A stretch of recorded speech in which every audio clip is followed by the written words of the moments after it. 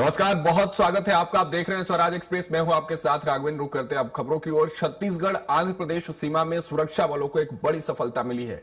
1 करोड़ रुपए के इनामी मोस्ट वांटेड नक्सली कमांडर माडवी हिडमा समेत 6 नक्सलियों को सुरक्षा बलों ने मार गिराया है। घटनास्थल से भारी मात्रा में हथियार और विस्फोटक सामग्री भी बरामद की गई है। मारा गया हिडमा कई बड़ी घटनाओं का मास्टरमाइंड रहा है। इनमें 2010 में सुकमा के ताड़मेटला में 76 सीआरपीएफ जवानों की शहादत, 2013 में छीरम नरसंहार जिसमें कांग्रेस के कई नेताओं समेत 32 लोगों की शहादत और 2021 में सुकमा बीजापुर हमले में 22 जवानों की शहादत शामिल है। इसके अलावा बस्तर संभाग की कई मुठभेड़ों में भी हिडमा की भूमिका रही है।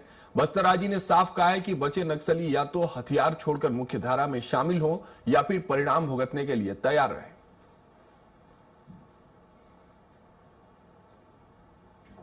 प्रदेश के अल्लूरी जिले के जंगलों में आज सुरक्षा बलों ने ऑपरेशन चलाया और ऑपरेशन में 6 नक्सलियों को मार गिराया गया, जिसमें से एक बड़े नक्सली जो बीते 20-25 वर्षों से बस्तर के लिए सरदर्द बना हुए थे, मोस्ट वांटेड नक्सली हिडमा, जो बस्तर के कई बड़े घटनाओं में शामिल रहे हैं, जिसे आज सुरक्षा बल के जवानों ने मार गिराया है। और अभी और जो बचे नक्सली है उनकी भी शिनाख्ती की जा रही, साथ ही पत्नी है उनको भी मार गिराया है। और साथ ही इस पूरी घटना को लेकर हमारे साथ बस्तर आईजी सुंदर राजपीत सर है, ये बताएंगे सर आज एक बड़ी उपलब्धि मिली है जी। आज दिनांक 18 नवंबर 2025 नक्सल विरोधी अभियान के दृष्टिकोण से काफी महत्वपूर्ण और निर्णायक रहा। दिनांक 18 नवंबर को जिला सुकमा के सीमावर्ती राज्य आंध्र प्रदेश के अल्लूरी सीताराम राज्य जिला में Andhra Pradesh police security force और माओवादी के बीच में हुई मुठभेड़ में 6 माओवादी के डेड बॉडी सुरक्षा बल द्वारा बरामद की गई। उनमें से एक का नाम जो Madvi Hidma central committee member के रूप में अभी सक्रिय थे और इसके पूर्व में पीएलजी बटालियन नंबर 1 का कमांडर के रूप में इलाका में एक आतंक का चेहरा बनकर रहा और कई बड़ी बड़ी वारदात में उनका भूमिका रहा। टेकलेगुड़ा मुठभेड़ में, मुनपा एनकाउंटर में, ताड़मेटला इंसिडेंट में, इस प्रकार माडवी हिडमा का इस इलाके में कई हमारा सिक्योरिटी फोर्सेस को नुकसान पहुंचाना है, कई निर्दोष ग्रामीण का हत्या करना है, इस प्रकार उनके जान माल का नुकसान पहुंचाने का घटनाक्रम उनका भूमिका रहा। इन सब परिस्थिति के हिसाब से देखा जाएगा आज की जो परिणाम है नक्सल विरोधी अभियान के दृष्टिकोण से काफी महत्वपूर्ण रहा।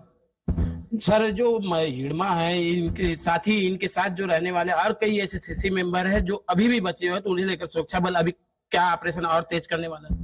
वर्ष 2024 और 25 में बस्तर संभाग के अंतर्गत हमारा स्पेशल फोर्सेस जैसे DRG, STF, Bastar fighter, cobra, तमाम सिक्योरिटी फोर्स और CRPF, BSF, ITBP, SSB, CF और जितने भी अन्य एजेंसी सुरक्षात्मक नाम कारण से मैं नाम नहीं ले रहे हैं, सबका एक कॉम्प्रिहेंसिव एक्शन प्लान रहा, जिसके परिणाम इन 2 साल में 4.5 साल से अधिक माओवादी के डेड बॉडी सुरक्षा बल ने बरामद किया और कई माओवादी के हिंसा त्याग करके समाज के मुख्य धारा में भी शामिल हुआ।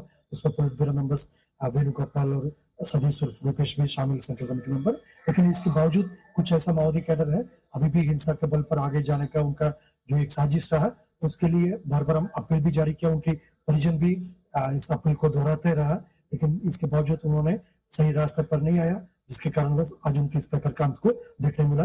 उसमें माडवी हिडमा और जैसे राज्य रानी का भी शामिल रहा और आने वाले समय में हमारा प्रयास ये रहेगा बस्तर संभाग के अंतर्गत माओवादी संगठन को पूर्ण रूप से समाप्त करना, उसका खात्मा करने के लिए लगातार हमारा प्रयास और अभियान जारी रहेगा। छत्तीसगढ़ सहित बस्तर से नक्सलवाद खात्मे को लेकर केंद्रीय गृह मंत्री द्वारा जो दिया गया डेडलाइन 31 मार्च 2026 को लेकर अब कुछ ही समय बचा गया है, तो क्या ऑपरेशन और तेज किया जाएगा?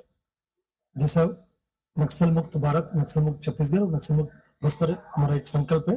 भारत सरकार और छत्तीसगढ़ शासन का भी ये स्पष्ट इस पे अभिमत है और उनका भी दिशा निर्देश इस दिशा में लगातार सभी को प्राप्त होते आ रहा है। क्षेत्र की जनता का भी यही इच्छा है वो जल्दी नक्सलवाद खत्म हो, उसी दिशा में हमारा हर कार्रवाई मजबूती से एक एक कदम आगे बढ़ते जा रहा है और जो परिणाम सबके सामने और हमें पूरा आशा है आने वाला बहुत जल्दी नक्सल संगठन का खात्मा पूर्ण रूप से सुनिश्चित हो सकता है।